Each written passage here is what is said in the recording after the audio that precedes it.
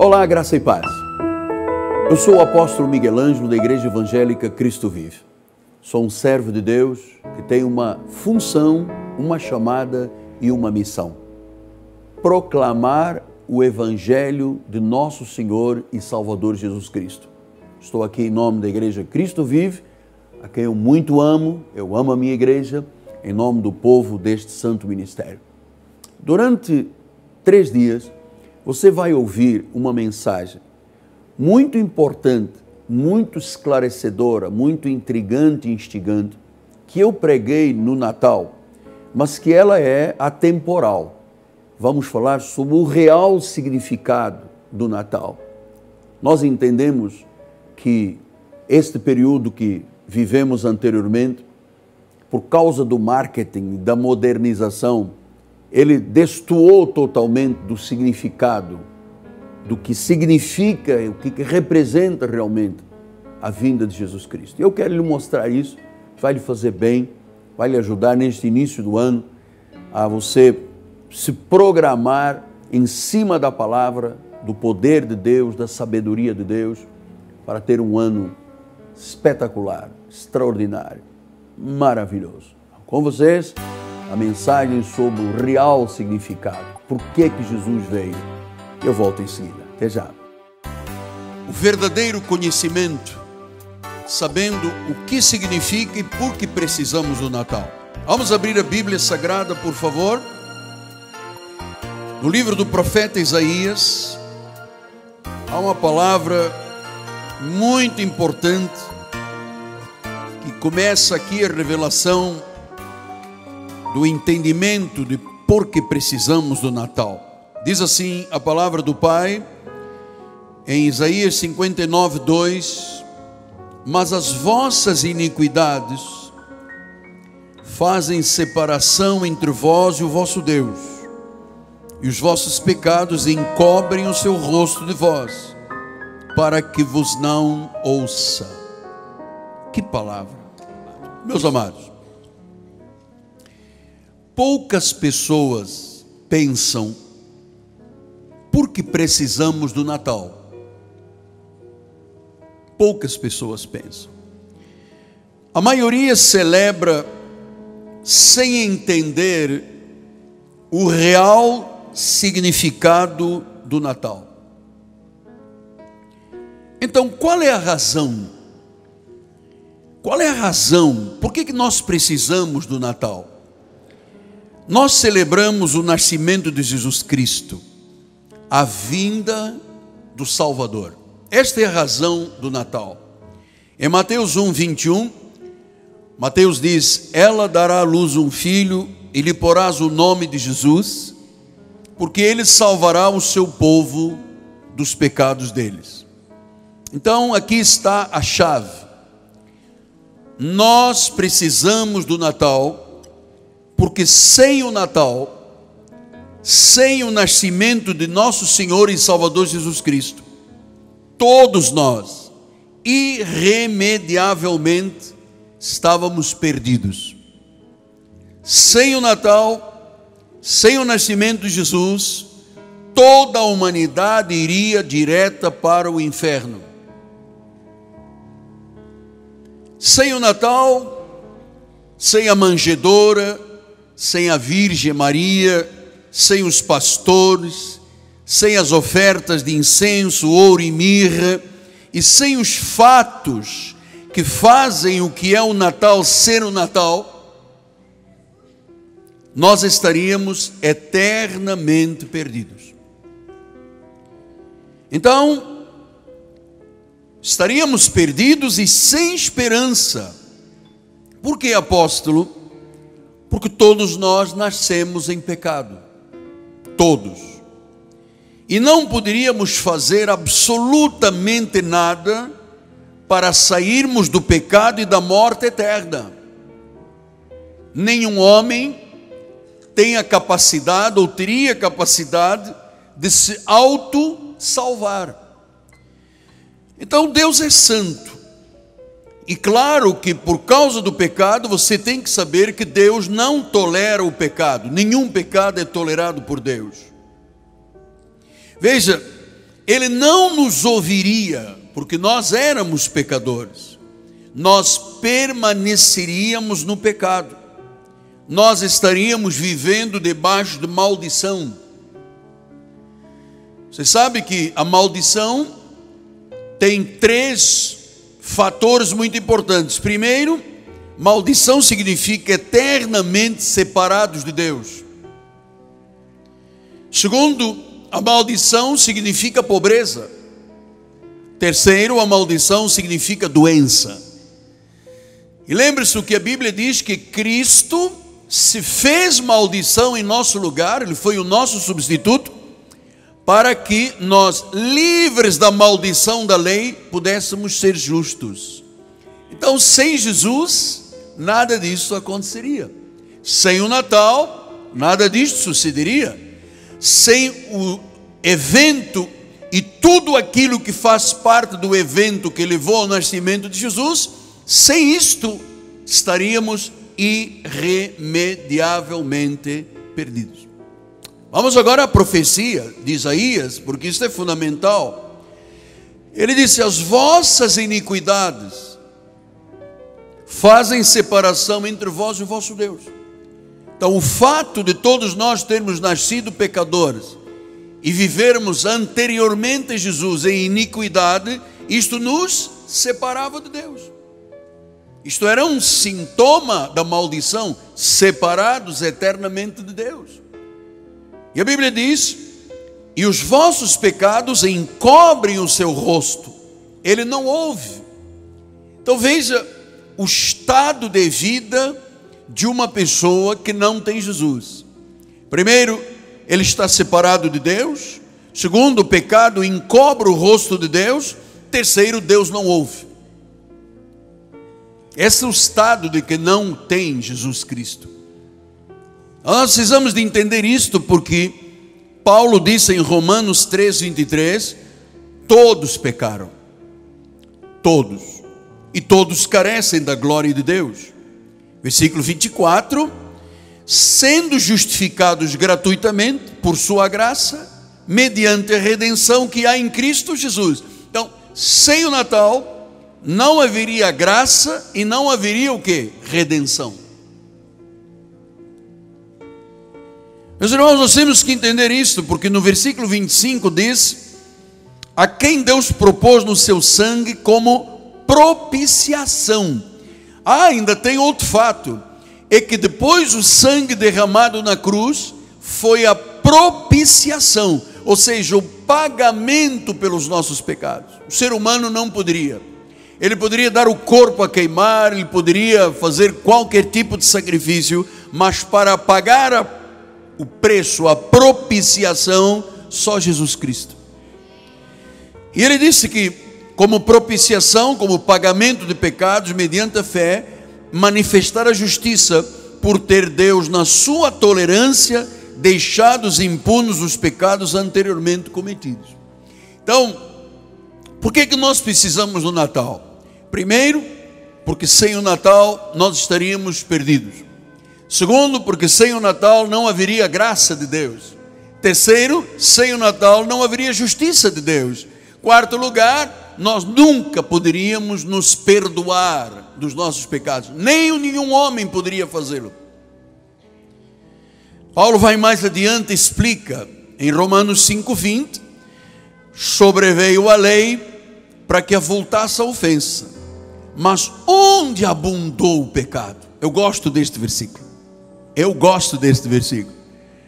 Por mais cruel que tenha sido a vida de alguém, por mais profundo que tenha sido o abismo, por mais lamacento que tenha sido o poço da perdição, onde abundou o pecado, por causa de Jesus, por causa do Natal, superabundou a graça de Deus.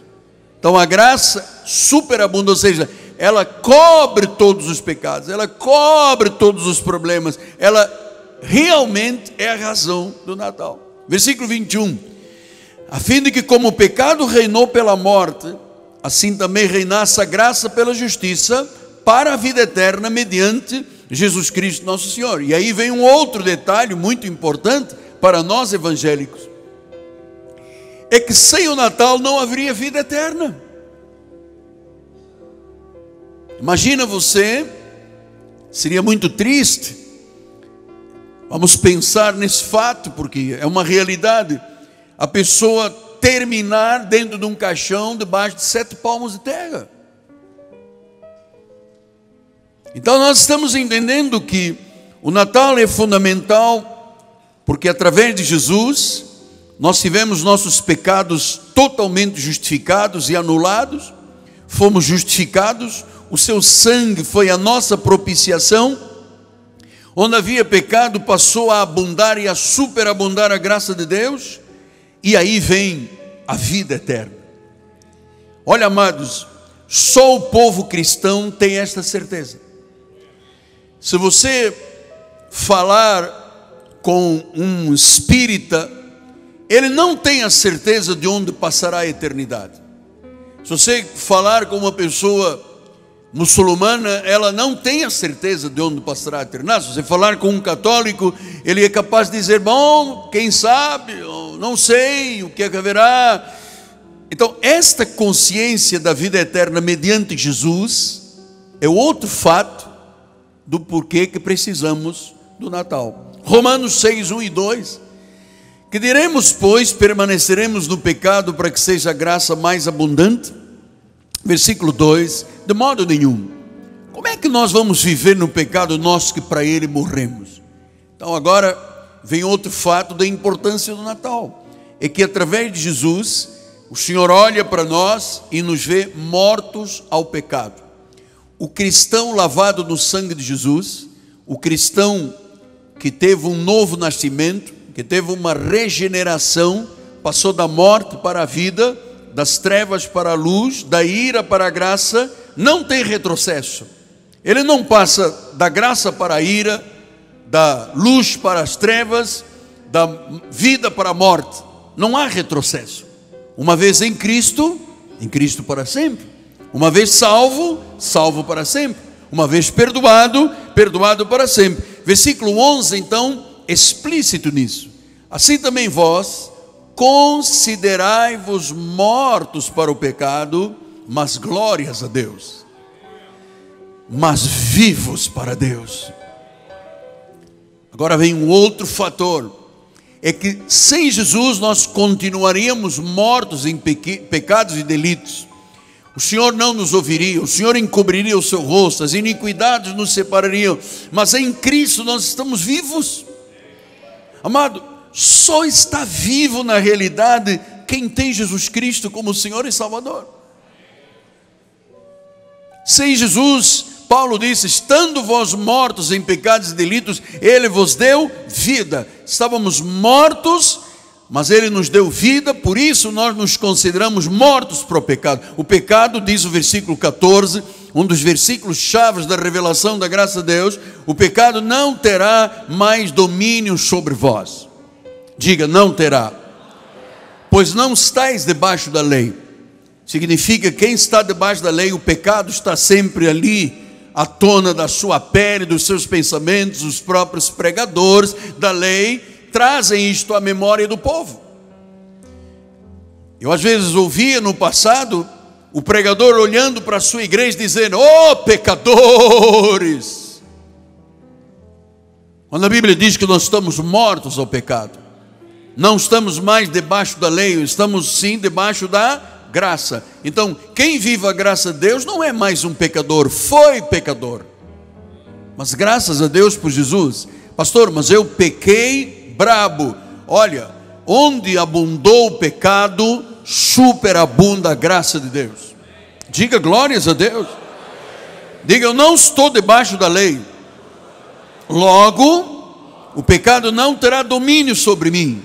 Eu sou da graça, eu estou debaixo da graça de Deus. Então, amados, graças a Deus pelo Natal, glórias a Deus, porque há 2017 anos, Ele veio para que fôssemos salvos. Sem Natal, não haveria salvação. Salvação é a palavra-chave do cristianismo. Ela vem de uma palavra grega, soteria.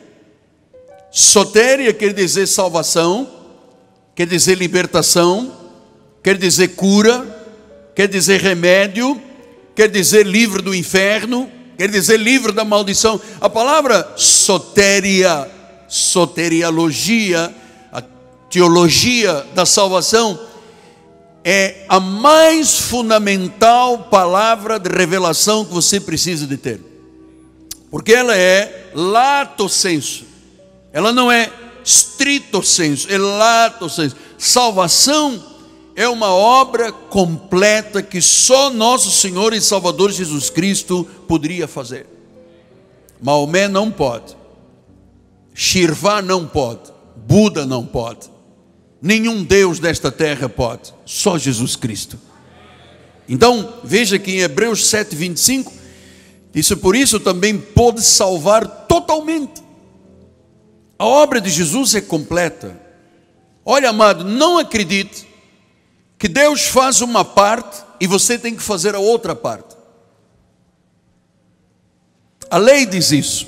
A lei é equivocada porque não tem revelação. A lei diz que você aceita Jesus. A Bíblia diz que não há aceitar Jesus, é confessar ou receber. A lei diz que você recebe e depois deu o primeiro passo da salvação. Aí você tem que entrar nas águas para fazer a outra parte que Deus não fez. Então significa que Deus não fez a obra total. Mas aqui Paulo disse que Ele salva totalmente. Você fica do lado de quê? Da lei ou da palavra? Da palavra.